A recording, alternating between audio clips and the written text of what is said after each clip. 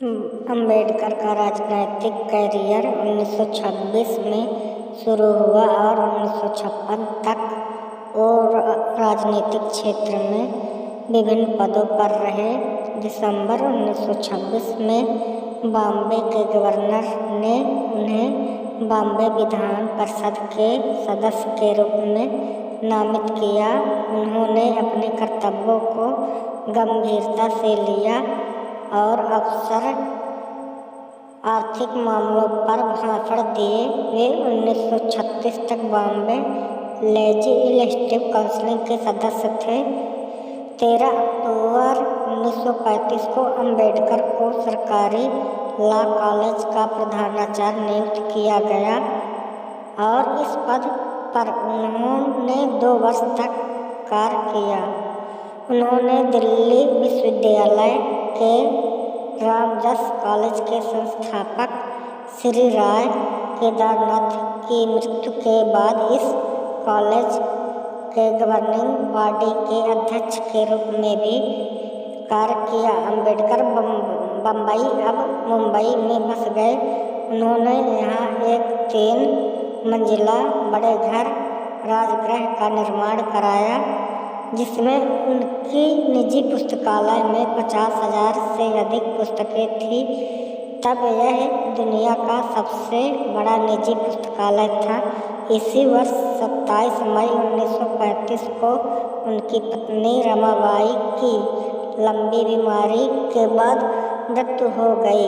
रमाबाई अपनी मृत्यु से पहले तीर्थ यात्रा के लिए पंढरपुर जाना चाहती थी, पर अम्बेडकर ने उन्होंने इसकी इजाज़त नहीं दी। अम्बेडकर ने कहा कि उस हिंदू तीर्थ में जहाँ उनको अछूत माना जाता है जाने का कोई औचित्य नहीं।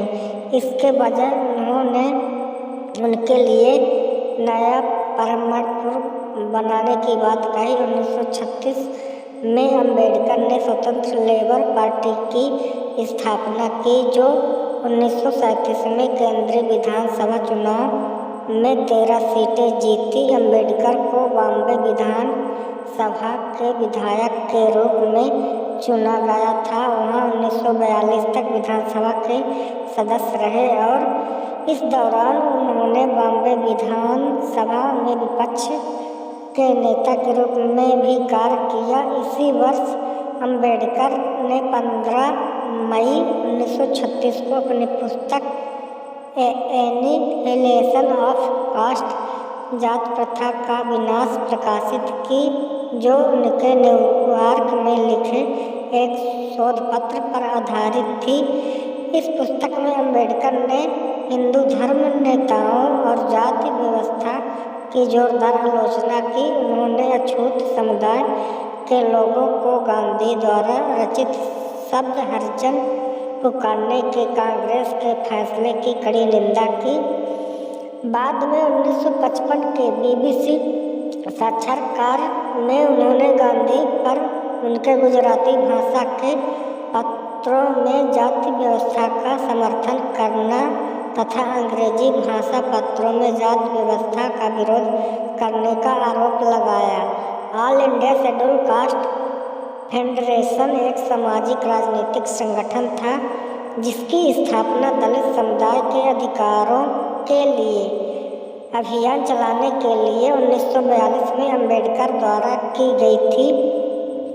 वर्ष 1942 से 1946 के दौरान अम्बेडकर ने रक्षा सलाहकार समिति और वायसराय की कार्यकारी परिषद में श्रम मंत्री के रूप में सेवारत रहे। अम्बेडकर ने भारत की आज़ादी की लड़ाई में सक्रिय रूप से हिस्सा लिया था। पाकिस्तान की मांग कर रहे मुस्लिम लीग के लाहौर रेजोल्यूशन 1940 के बाद अम्बेडकर ने थॉट्स ऑन पाकिस्तान नामक 400 पृष्ठों वाला एक पुस्तक लिखा, जिसने अपने सभी पहलुओं में पाकिस्तान की अवधारणा का विश्लेषण किया। इसमें उन्होंने मुस्लिम लीग की मुसलमानों के लिए एक अलग देश पाकिस्तान की मांग की आलोचना की। साथ ही यह तर्क भी दिया कि हिंदुओं को मुसलमानों के पाकिस्तान का स्वीकार करना चाहिए। उन्होंने प्रस्तावित किया कि मुस्लिम और गैर मुस्लिम बहुमत वाले हिस्सों को अलग करने के लिए पंजाब और बंगाल की प्रांतीय सीमाओं को फिर से तैयार किया जाना चाहिए। उन्होंने सोचा कि मुसलमानों को प्रांतीय सीमाओं को फिर से निकालने के लिए कोई आपत्ति नहीं हो सकती है। अगर उन्होंने किया तो वे काफी अपनी मांग की प्रकृति को समझ नहीं पाए।